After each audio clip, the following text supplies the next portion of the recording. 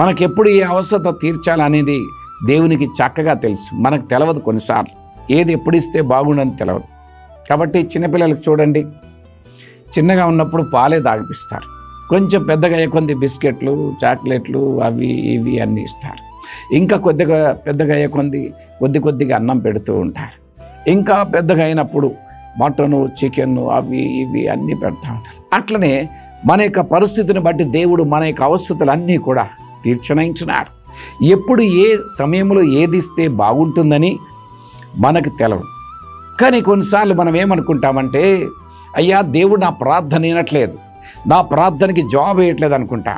కానీ జాబ్ ఎప్పుడు కూడా దేవుడు ఇస్తాడు.